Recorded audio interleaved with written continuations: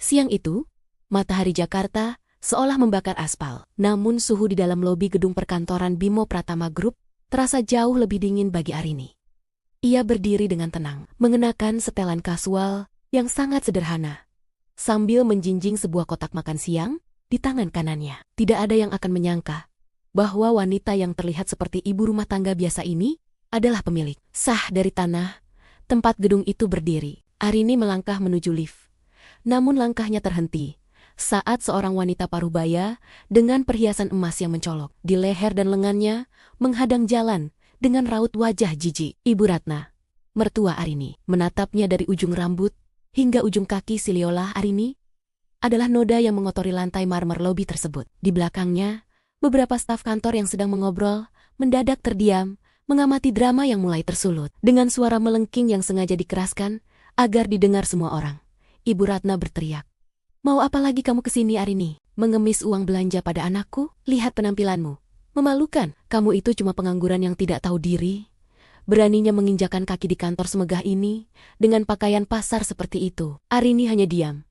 Matanya menatap datar, tanpa sedikit pun rasa gentar atau marah yang meledak. Ia sudah terbiasa dengan lidah tajam mertuanya. Namun, rasa sakit yang sebenarnya muncul saat Bimo, suaminya, keluar dari ruang rapat bersama dua klien penting. Alih-alih membela istrinya, Bimo justru memalingkan muka dan mendengus kasar. "Ibu benar, Arini. Kamu itu beban keluarga. Tugasmu hanya di dapur, bukan di sini. Kedatanganmu cuma merusak citra profesional saya di depan klien. Cepat pulang, dan jangan buat saya malu lebih jauh lagi," ucap Bimo dengan nada dingin yang menusuk. Para karyawan yang menyaksikan mulai berbisik-bisik. "Kasihan ya. Padahal dia istrinya sendiri, tapi diperlakukan seperti pengemis," bisik salah satu staf administrasi yang segera dibalas oleh rekan di sebelahnya. "Ya mau bagaimana lagi? Pak Bimo kan sukses besar. Mungkin dia merasa istrinya sudah tidak level lagi." Hinaan itu meluncur bebas di udara, menciptakan atmosfer yang sangat memojokkan bagi Arini. Ibu Ratna yang merasa di atas angin semakin menjadi-jadi. Ia merebut kotak nasi dari tangan Arini dan meletakkannya begitu saja di atas meja resepsionis. Dengan kasar, "Bawa pulang sampah ini. Anakku tidak butuh makanan murahan dari tangan pengangguran seperti kamu. Di sini hanya orang-orang berkelas dan punya uang yang dihargai. Kamu tidak punya apa-apa tanpa Bimo," seru Ibu Ratna sambil tertawa mengejek. Arini tetap membisu. Namun jemarinya sedikit mengetat pada tas kecil yang ia bawa, tas yang di dalamnya berisi dokumen yang bisa meruntuhkan seluruh kesombongan itu dalam sekejap. Ia mencatat setiap wajah yang menghinanya hari ini ke dalam ingatannya yang tajam. Tanpa mengeluarkan satu kata kasar pun, Arini hanya mengangguk pelan. Ia menatap Bimo untuk terakhir kalinya. Sebuah tatapan yang penuh dengan perhitungan dingin, bukan kesedihan. "Baik, jika kehadiranku di sini dianggap merusak citra kantor ini, aku akan pergi. Tapi ingat satu hal, Bimo, terkadang apa yang kamu lihat sebagai milikmu hanyalah pinjaman yang bisa ditarik kapan saja," ucap Arini dengan suara rendah yang membuat bulu kuduk Bimo berdiri sesaat. Arini berbalik, melangkah keluar dengan punggung tegak, meninggalkan lobi yang masih riuh dengan tawa kemenangan mertuanya tanpa mereka sadari bahwa jam pasir kehancuran mereka baru saja dibalikan. Setelah kepergian Arini, suasana di ruang kerja pribadi Bimo berubah menjadi ajang perencanaan yang penuh keserakahan. Ibu Ratna duduk di kursi kulit mewah milik anaknya sambil menyesap teh dengan gaya yang dibuat-buat elegan. Matanya berbinar saat melihat brosur properti perumahan elit yang baru saja ia ambil dari meja. Di matanya, keberhasilan Bimo adalah tiket emas untuk kehidupan mewah yang jauh dari kata sederhana, tanpa memedulikan bahwa setiap inci kemajuan bisnis itu berakar dari modal yang diberikan Arini secara dayam-dayam di masa lalu. Ibu Ratna meletakkan cangkirnya dengan denting yang keras, lalu menatap Bimo dengan ambisi yang meluap-luap. "Bimo, dengarkan Ibu, kantor ini sudah sangat berkembang. Untuk apa kita terus mempertahankan gedung lama ini jika kita bisa menjualnya dan membeli aset yang lebih bergengsi?" tanyanya dengan nada tinggi yang penuh tekanan. Ia kemudian menyodorkan brosur rumah mewah di kawasan Menteng. "Ibu ingin rumah ini. Jual saja aset kantor ini, balik namakan hasilnya ke rekening pribadi Ibu, agar pengangguran itu tidak bisa menyentuh sepeser pun jika kalian bercerai nanti." Bimo sempat tertegun sejenak, namun senyum licik mulai menghiasi wajahnya. Ia merasa berada di puncak dunia, merasa bahwa dialah otak di balik semua kesuksesan ini. "Ibu benar. Arini tidak perlu tahu soal ini. Dia hanya tahu cara memasak dan mengurus rumah. Dia terlalu bodoh untuk mengerti urusan sertifikat dan likuidasi aset. Jawab Bimo dengan nada sombong yang meremehkan istrinya sendiri. Ia mulai membayangkan masa depan di mana ia bebas dari beban istrinya dan bisa menikmati kekayaan itu bersama orang lain. Keserakahan itu tidak berhenti di sana. Bimo memanggil manajer keuangannya ke dalam ruangan.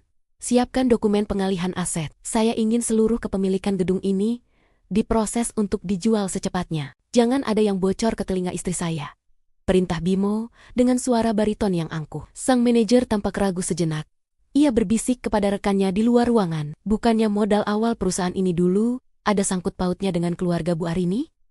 Apa ini tidak terlalu berisiko? Namun, ambisi Bimo telah membutakannya dari segala risiko hukum yang mengintai. Ibu Ratna tertawa puas mendengar perintah anaknya. Ia membayangkan dirinya berdiri di balkon rumah mewah baru, memamerkan kekayaannya kepada semua teman sosialitanya. Bagus, Bimo, biarkan saja Arini tetap menjadi gelandangan yang malang. Dia tidak pantas menikmati kemewahan yang kamu bangun dengan susah payah ini. Kita buat dia keluar dari rumah tanpa membawa apa-apa.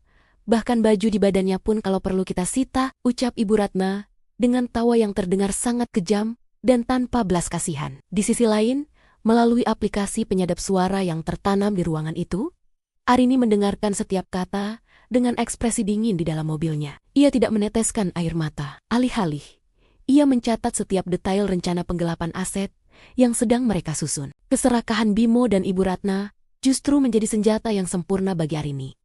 Ia tahu, semakin tinggi mereka mencoba memanjat dengan cara yang kotor, semakin keras pula benturan yang akan mereka rasakan saat jatuh nanti. Arini mematikan perangkat audionya, lalu menatap gedung kantor itu dari kejauhan. Kalian ingin menjual aset yang bahkan bukan milik kalian? Gumamnya dengan senyum tipis yang mematikan. Ia segera menghubungi firma hukumnya untuk memastikan bahwa jebakan hukum sudah terpasang dengan rapi. Biarlah mereka bermimpi tentang rumah mewah dan uang miliaran. Karena kenyataan yang akan mereka hadapi besok pagi adalah surat penyitaan yang akan menghapus semua kesombongan itu tanpa sisa. Malam itu, rumah terasa begitu sunyi bagi Arini.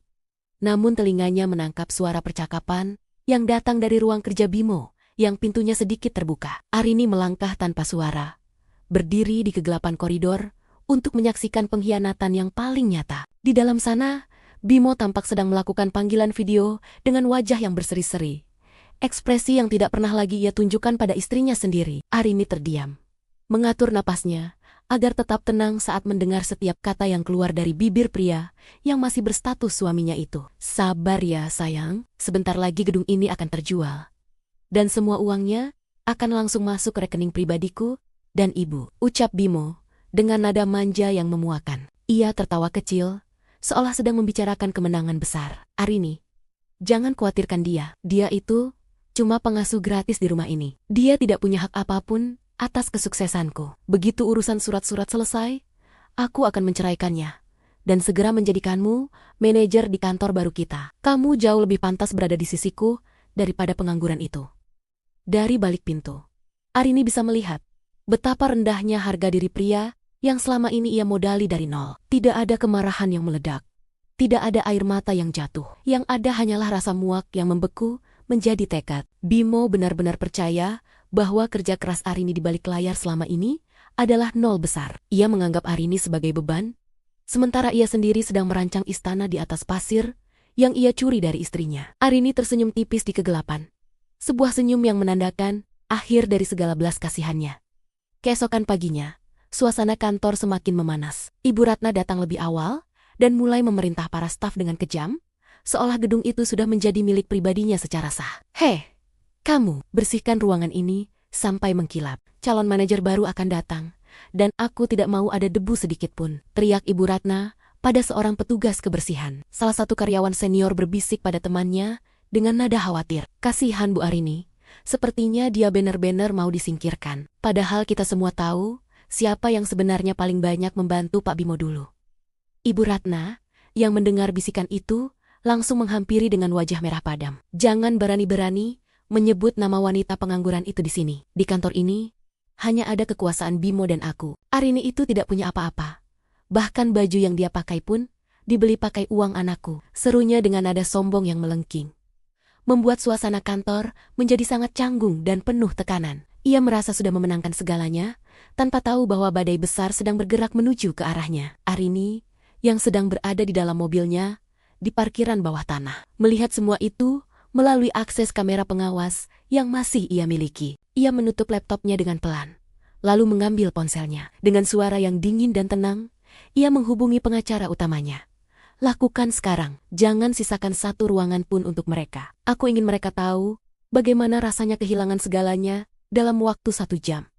Ucapnya dengan nada mematikan yang tidak menyisakan ruang untuk negosiasi. Ia kemudian merapikan pakaian formalnya, mengenakan kacamata hitam, dan melangkah keluar dari mobil dengan aura yang sangat berbeda dari ibu rumah tangga yang mereka hina kemarin. Arini bukan lagi wanita yang diam saat dihina. Ia adalah pemilik sah yang datang untuk mengambil kembali apa yang menjadi haknya. Langkah kakinya yang tegas bergema di area parkir, menandai dimulainya serangan balasan yang telah ia susun dengan sangat rapi dan legal. Arini melangkah masuk ke dalam kantor firma hukum Abdi & Co.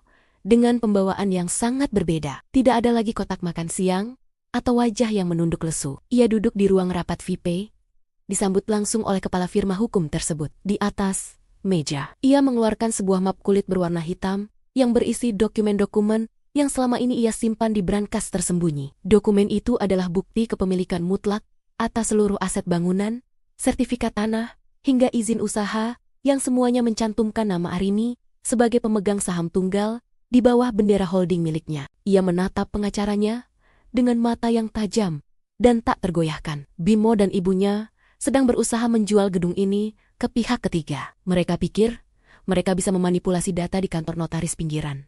Ucap Arini dengan suara yang tenang, namun syarat akan ancaman. Ia menggeser sebuah flash disk berisi rekaman suara rencana penggelapan yang dilakukan Bimo semalam. Arini telah menyusun jebakan ini dengan sangat teliti, memastikan tidak ada celah bagi suaminya untuk berkelit di depan hukum. Pengacara tersebut mengangguk, memeriksa lembar demi lembar bukti aliran dana modal awal perusahaan yang 100% berasal dari warisan pribadi keluarga Arini.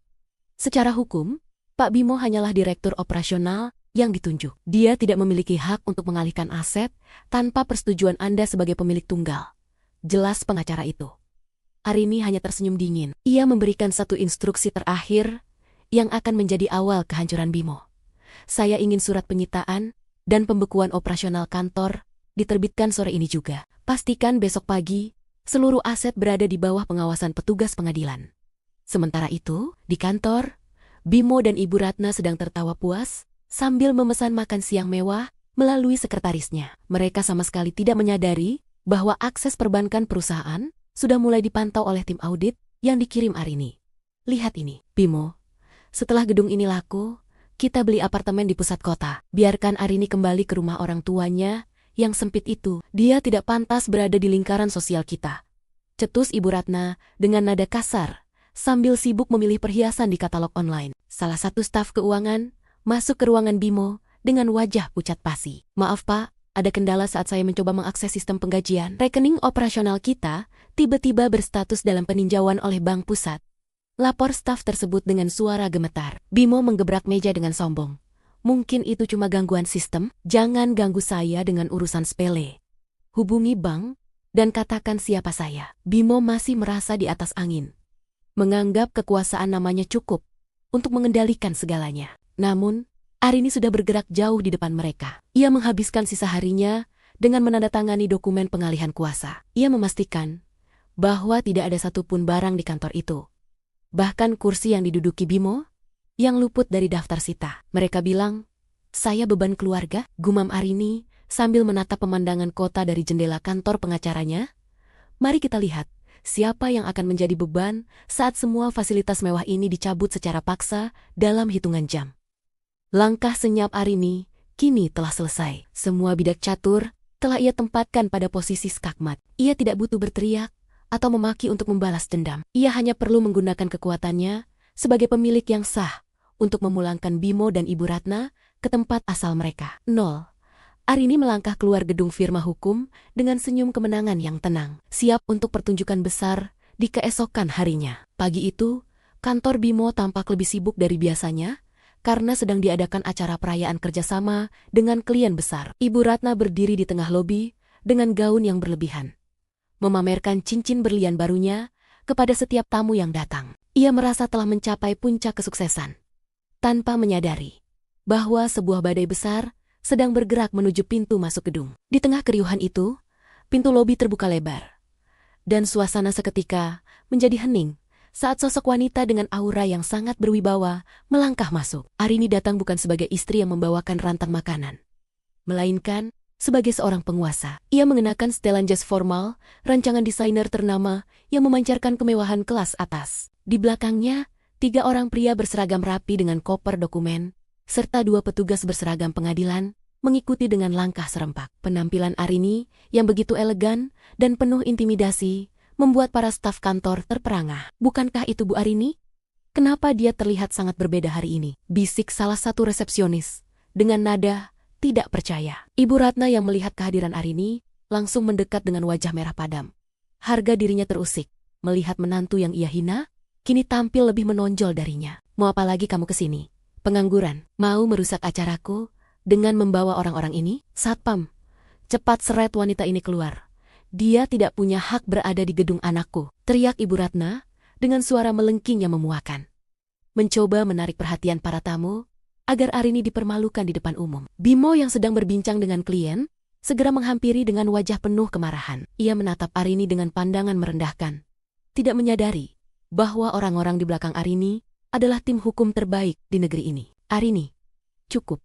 Jangan buat drama murahan di sini. Siapa orang-orang ini? Kamu pikir dengan menyewa figuran berbaju rapi, kamu bisa menakut-nakuti saya?" ejek Bimo sambil tertawa sombong, diikuti oleh tawa sinis dari Ibu Ratna yang merasa berada di atas angin. Arini tetap berdiri tegak, matanya menatap tajam ke arah Bimo dengan ketenangan yang mematikan. Ia tidak membalas teriakan itu dengan teriakan lagi. Ia hanya memberikan kode kecil kepada pengacaranya. "Bapak Bimo Pratama, silakan baca dokumen penetapan dari pengadilan ini," ucap pengacara utama Arini dengan suara berat dan tegas. "Klien kami, Ibu Arini, adalah pemilik tunggal atas tanah dan gedung ini. Kami di sini untuk menjalankan perintah penyitaan aset dan penghentian seluruh kegiatan operasional atas nama perusahaan Anda."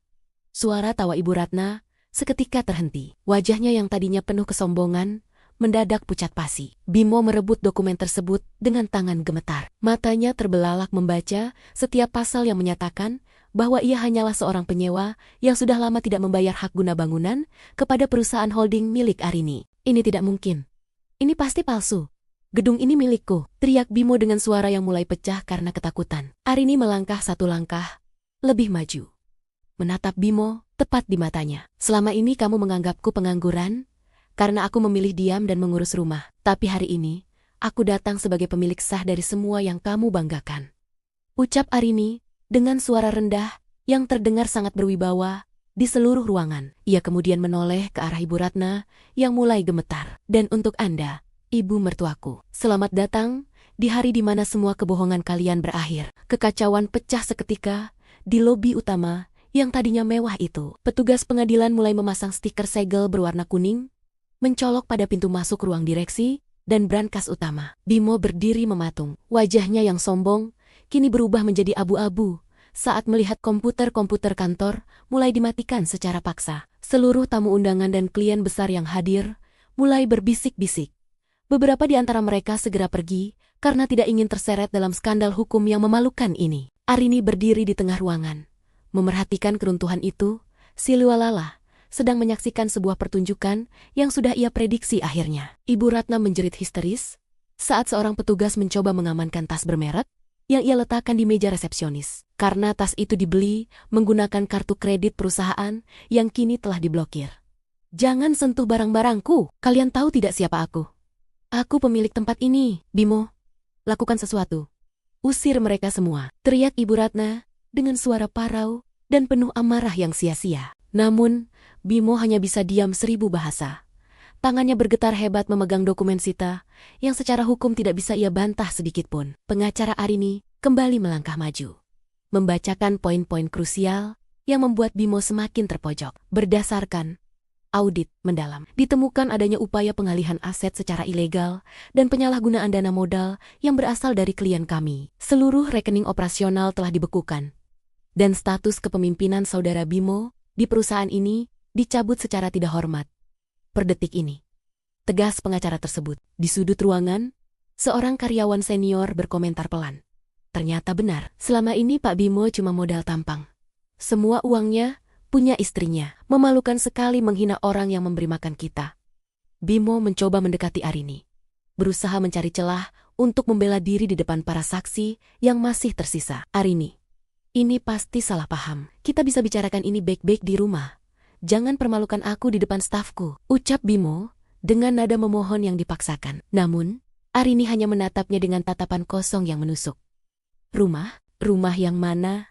Bimo, rumah yang cicilannya dibayar oleh perusahaan milikku? Atau rumah yang rencananya akan kamu balik namakan ke ibumu untuk mengelabui aku? Tanya Arini dengan nada bicara yang sangat tenang, namun menghujam jantung pertahanan Bimo.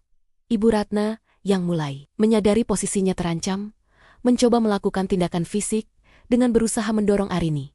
Namun ia segera dihadang oleh dua petugas keamanan yang dibawa oleh tim hukum Arini. Kamu wanita licik, kamu sengaja menjebak anakku agar kamu bisa menguasai hartanya kan? Dasar pengangguran, tidak tahu diri, maki Ibu Ratna. Dengan situ si sesa, kesombongan yang mulai hancur. Arini hanya memiringkan kepalanya sedikit. Menatap mertuanya itu dengan belas kasihan yang dingin. Harta siapa yang saya kuasai, Bu? Semuanya adalah milik saya sejak awal. Kalianlah yang hidup dalam ilusi dari uang yang saya hasilkan.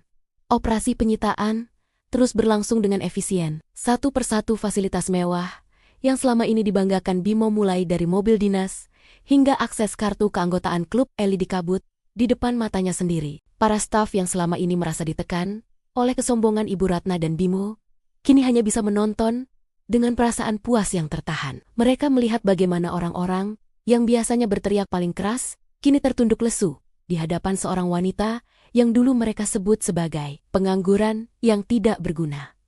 Arini kemudian mengambil ponselnya dan menekan satu tombol. Matikan semua akses listrik di lantai ini, kecuali untuk server data. Saya ingin mereka keluar dari sini dalam kegelapan. Sama seperti cara mereka memperlakukan saya selama ini. Perintah Arini kepada tim teknisnya. Seketika, lampu-lampu megah di lobi itu padam satu persatu, menyisakan kesunyian yang mencekam bagi Bimo dan Ibu Ratna yang kini berdiri di tengah reruntuhan ambisi mereka yang gagal. Di bawah temaram lampu darurat yang tersisa, keangkuhan yang selama ini menyelimuti Bimo dan Ibu Ratna runtuh sepenuhnya. Suasana kantor yang tadinya penuh dengan aroma parfum mahal, kini berganti dengan hawa keputusasaan. Ibu Ratna, yang sebelumnya berdiri tegak dengan perhiasan mencolok, kini jatuh terduduk di lantai marmer yang dingin. Ia merangkak mendekati ujung sepatu Arini, mencoba meraih tangan menantunya yang kini terlihat seperti raksasa di matanya. Arini, tolong. Ibu minta maaf. Ibu kilaf, nak. Jangan sita semuanya. Setidaknya, sisakan rumah untuk tempat tinggal kami. Rintih Ibu Ratna dengan suara gemetar.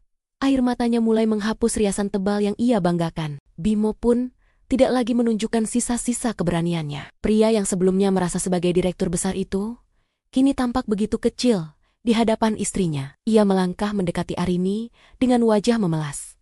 Mencoba menyentuh lengan Arini, namun segera ditepis oleh salah satu bodyguard dengan gerakan tegas. Arini, sayang, tolong dengarkan aku. Aku melakukan semua ini demi masa depan kita juga. Aku hanya ingin membuktikan kalau aku bisa jadi suami yang sukses. Tolong batalkan penyitaan ini. Aku akan memutuskan hubungan dengan wanita itu dan akan patuh padamu sepenuhnya, ucap Bimo dengan nada memohon yang terdengar sangat menyedihkan. Para karyawan yang masih berada di lobi hanya bisa menatap pemandangan itu dengan sinis. Tidak ada lagi rasa hormat yang tersisa untuk Bimo. Lihat itu, kemarin saja sombongnya minta ampun sampai mengusir istrinya sendiri, sekarang malah berlutut seperti peminta-minta. Bisik salah satu manajer pemasaran kepada temannya. Temannya menyahut dengan senyum getir.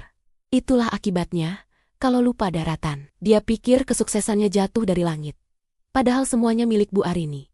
Reaksi sosial di ruangan itu semakin memperdalam lubang kehinaan yang digali oleh Bimo dan ibunya sendiri. Ibu Ratna yang melihat Arini hanya diam membatu, kembali berteriak di sela isak tangisnya. Arini, kamu tega melihat ibu mertuamu sendiri jadi gelandangan? Kamu kan punya banyak uang. Apa salahnya? Berbagi sedikit dengan kami. Jangan jadi wanita kejam, Arini, teriakannya, yang tadinya sombong, kini berubah menjadi tuntutan yang tidak tahu diri. Ia masih mencoba menggunakan status keluarga untuk memanipulasi keadaan. Sebuah taktik terakhir dari orang yang sudah tidak memiliki kartu apapun untuk dimainkan. Arini menunduk sedikit, menatap Ibu Ratna dan Bimo bergantian dengan ekspresi yang sulit dibaca. Tidak ada kemarahan, tidak ada dendam yang meluap-luap, hanya ada kekosongan yang dingin. Kalian bicara soal keluarga sekarang? Tanya Arini dengan suara rendah, yang sangat jernih, di tengah ruangan yang sunyi. Di mana kata keluarga itu saat kalian menyebutku beban dan pengangguran di depan semua orang? Di mana moral kalian saat berencana menjual asetku dan membuangku ke jalanan? Pertanyaan Arini membuat Bimo tertunduk lesu. Tidak mampu menemukan satu kata pun untuk menjawab. Bimo mencoba meraih kaki Arini, menangis torsedu-sidu seolah dunianya telah berakhir. Arini, aku mohon, beri aku satu kesempatan lagi.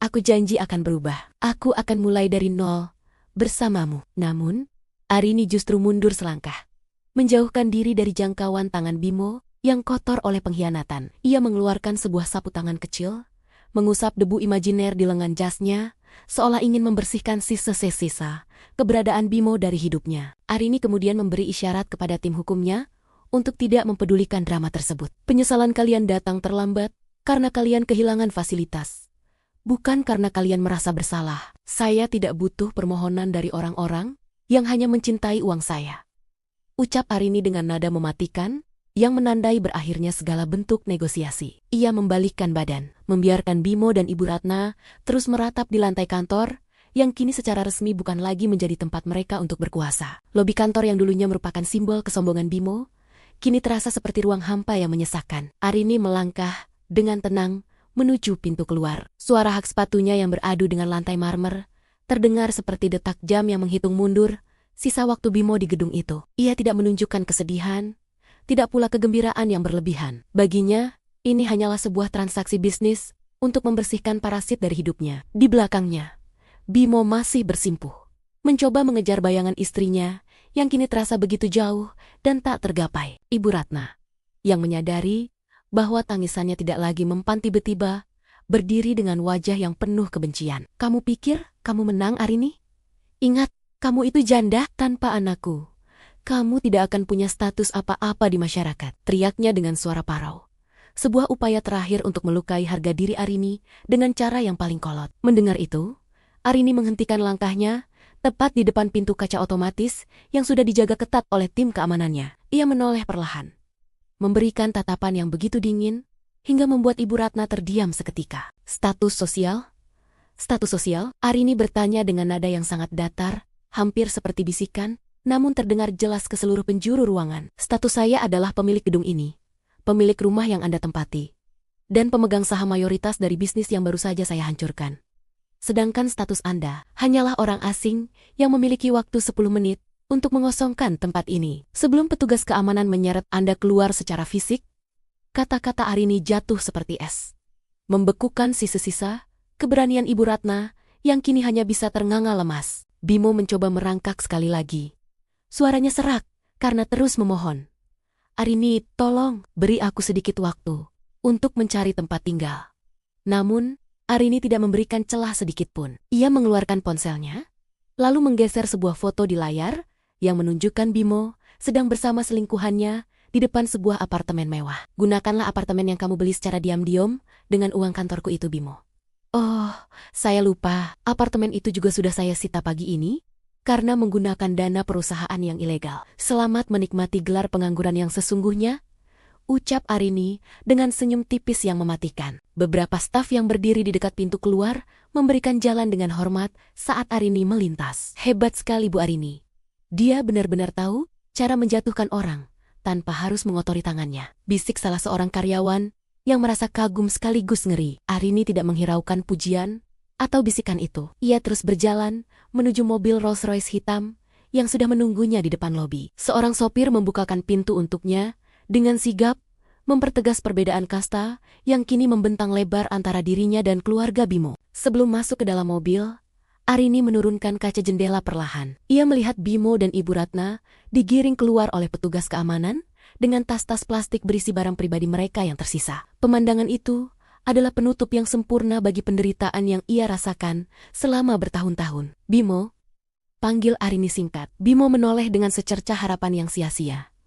Jangan pernah berani menyebut namaku lagi. Mulai detik ini, kamu tidak lebih dari sekadar sejarah buruk dalam catatan kesuksesanku. Mesin mobil menderu halus, lalu meluncur pergi meninggalkan area perkantoran tersebut. Di dalam mobil, Arini hanya menatap lurus ke depan, ke arah masa depannya yang kini bersih dari gangguan orang-orang serakah. Ia telah menyelesaikan permainannya dengan cerdas, meninggalkan Bimo dan Ibu Ratna yang kini berdiri di pinggir jalan, menatap gedung megah yang tak akan pernah bisa mereka injak lagi. Dendam itu telah terbayar lunas dengan cara yang paling elegan dan tidak tersentuh.